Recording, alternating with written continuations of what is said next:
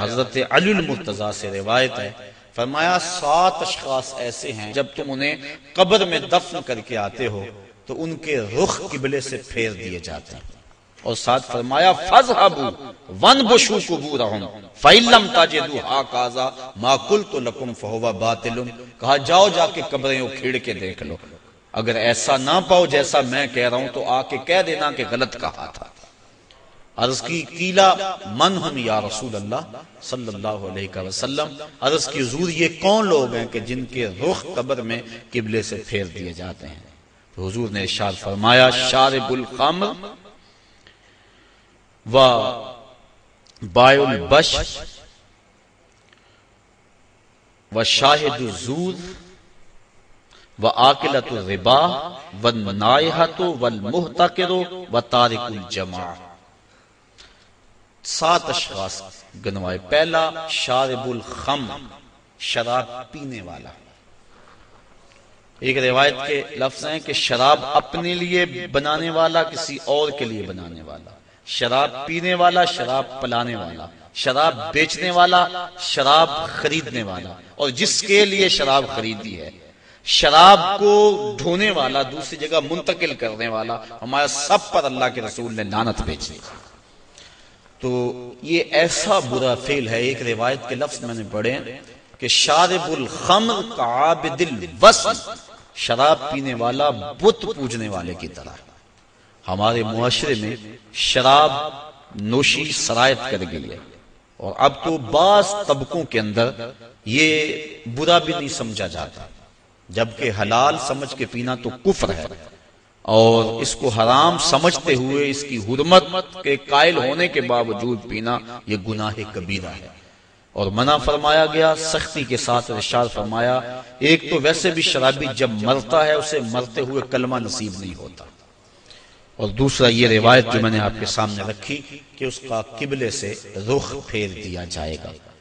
اور اب یہ بھی میڈیا پہ بیٹھ کے ہمارے روشن خیال حکمرانوں کی ایما پر لوگ کہہ رہے ہیں کہ صرف خمر حرام ہے، باقی جو چیزوں سے کشید کی گئی چیزیں ہیں وہ حرام نہیں ہے، جبکہ میرے اور آپ کے آقا و مولا صلی اللہ علیہ وآلہ وسلم نے واضح طور پہ فرمایا ہر وہ چیز جو نشہ لاتی ہے وہ شراب ہے، اور ہر شراب خمر حرام ہے۔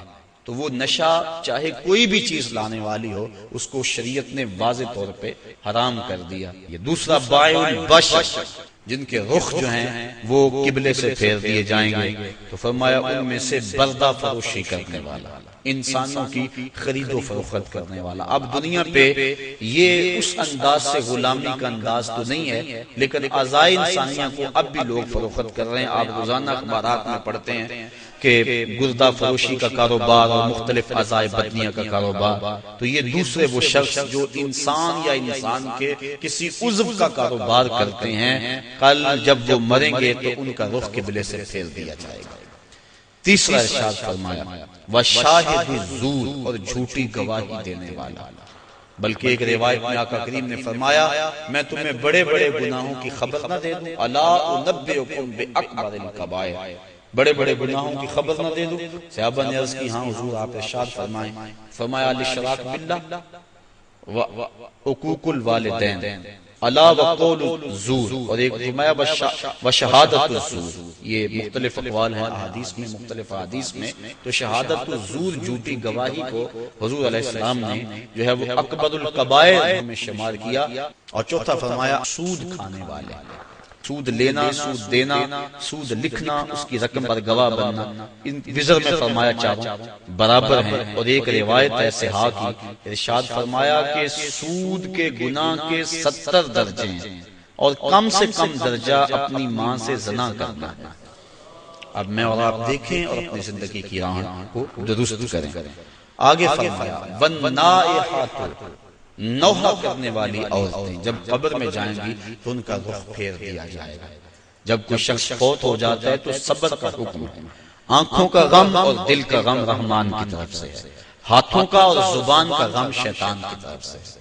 فرمایا لیسا منا من ضرب الخدود وشق الجیوب ودعا بدعوی الجاہلیہ، جس نے گریباں نوچے، اپنے منہ پہ تھپڑ مارے اور جہلوں جیسی باتیں کی، فرمایا ہمارے سے اس کا کوئی تعلق نہیں ہے۔ تو دل غم زدہ ہو، آنکھوں سے روئیں، اس شریعت نے منع نہیں کیا، لیکن واویلا کرنا، کوئی کہہ رہا اللہ تجھے ترس نہ آیا، کوئی کچھ بول رہا ہے معاذ اللہ، یہ کفریہ کلمات ہیں، تو فرمایا نوحے کرنے والے کل جب مریں گے تو ارشاد فرمایا کہ وہ عورت جو نوحے کرتی ہے قبر سے اس کا رخ قبلے سے پھیر دیا جائے، والمحتکر، اور چھٹا شخص جو ذخیرہ اندوزی کرتا ہے۔ ذخیرہ اندوزی انسان کا کھانے پینے کا سامان ہے، غلہ، اور جانوروں کا جو چارہ ہے، اس میں ذخیرہ اندوزی شریعت نے منع فرمائی ہے۔ باقی جو معاملات ہیں کاروبار آپ کے، ان میں اگر کر لیں تو وہ منع نہیں۔ اور اس میں حضور نے ارشاد فرمایا جس نے 40 دن تک ذخیرہ اندوزی کی، اللہ تعالیٰ اسے 40,000 سال جہنم کی آگ میں جلائے گا۔ آخری فرمایا وَتَارِكُ الْجَمَاعَةِ، اور جو جماعت کو چھوڑنے والا ہے، نماز تو پڑھتا ہے لیکن جماعت سے نہیں پڑھتا۔ حضرت محمد بن سماعہ ایک بزرگ ہیں، امام محمد بن حسن الشیبانی کے شاگرد، اور امام محمد بن حسن الشیبانی امام اعظم کے شاگرد۔ محمد بن سماعہ کہتے ہیں 103 سال عمر پائی، کہتے ہیں 40 سال بیت گئے، جماعت کیا میری تکبیر اولیٰ بھی قضا نہ ہوئی، میری والدہ کا انتقال ہو گیا، بس مصروفیت ایسی ہوئی، صدمہ ایسا پڑا کہ میں مسجد میں آیا، سلام پھر گیا تھا، جماعت ہو چکی تھی، بڑا پریشان ہوا کہ زندگی میں کبھی کوئی تکبیر اولیٰ بھی نہیں رہی، آج جماعت بھی جاتی رہی۔ پھر میں نے سوچا ایک نماز جو جماعت سے پڑھی جائے، منفرد پڑھنے والی 25 نمازوں کے برابر ہے، ایک روایت میں 27 نمازوں کے برابر ہے، چلو میں اس نماز کو 25 بار پڑھ لیتا ہوں۔ کہتے ہیں میں کھڑا ہو گیا اور اس نماز کو، ان فرائض کو میں نے 25 بار پڑھا، اور جب 25ویں بار پڑھ رہا تھا تو حاطب سے آواز آئی، اے محمد بن سماعہ تم نے نماز تو 25 مرتبہ پڑھ لی، لیکن جب امام ولدالضالین کہتا ہے اور اس کے ساتھ فرشتے آمین کہتے ہیں، وہ آمین کہاں سے لاؤ گے؟ تو کہتے ہیں میں پریشان ہوا کہ میں 25 چھوڑ کے 25,000 مرتبہ بھی پڑھوں لیکن جماعت کی فضیلت نہیں پا سکتا۔